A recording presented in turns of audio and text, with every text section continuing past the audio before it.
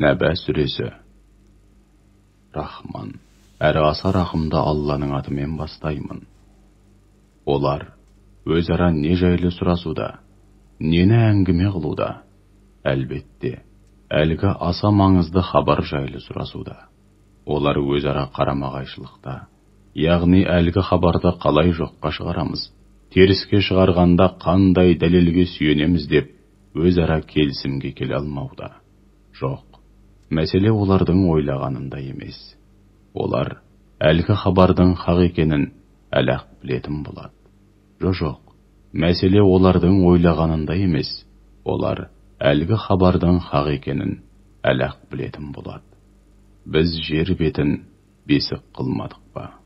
Тауларды, жерді мықтап ұстап тұратын қазық етпедік пе? Сендерді жұп қылып жараттық. Ұйқыларыңды дамылдап тынығудың бірден бір жолы қылдық. Түнді бейне бір жамылғы, ал күндізді тіршілік уақыты қылдық. Төбелеріңе жеті бірдей берік аспан тұрғыздық. Сондай-ақ оған жарқырап жанған шамшырақ орнаттық. Қою бұлттардан жаңбыр жаудырдық. Алуан түрлі дәнді дақылдар мен өсімдіктер өсіп шықсын. Сондай-ақ қалың бау-бақшалар жайқалып өссін деп, бұлттардан жауын жаудырдық.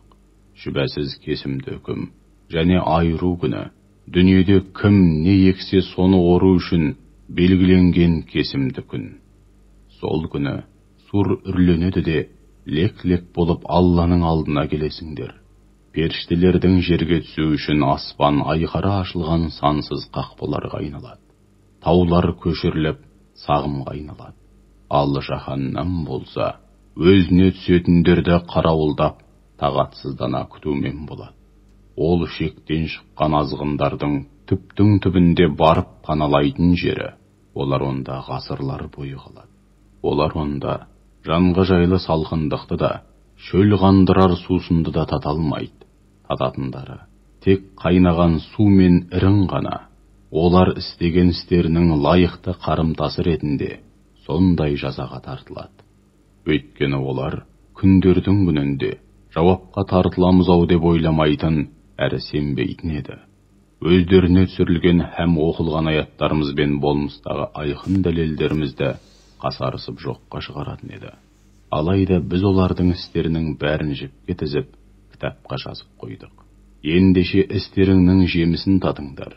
Енді бізден азаптарыңды арттырғаннан басқа ешбір жақсылық күтпеңдер. Ал Аллаға шын көңілден тағзым етіп, оған қарсы келуден қорқатын, һәм күнә атаулыдан барынша сақтанатын тақуа жандарға келсек, оларды үлкен жетістік әрі зор бақыт күтуде.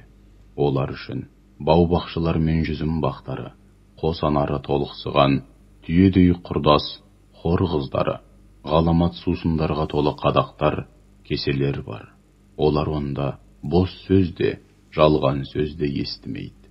Міне мұның бәрі Раббыңнан тақуа жандарды толық қанағаттандыратын жеткілікті сый-сияпат.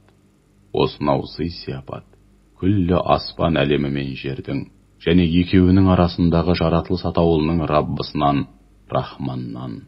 Ешкімнің онымен сөйлесуге құзыры жетпейді. Сол күні рух және періштелер Раббыңның алдында қаз-қатар сап түзейді. Сонда Рахман Алла сөйлеуге рұқсат еткен жаннан басқа ешкім жағашып, тіл қата алмайды. Сөйлейтін жанда тек қана орынды сөз айтады. Міне сол күмәнсіз келетін һәм ақиқат үстем болатын күн.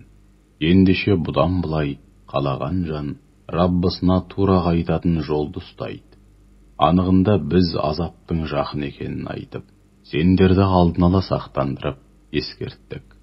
Сол күні адам баласы фәни дүниеден ақиретке өз қолымен жолдаған нәрсесіне қарайды. Сонда кәпір бүйтіп, әр ісіне жауапты саналы адам болғанша, шіркін топырақ болғанымда ғой деп аһ ұрады.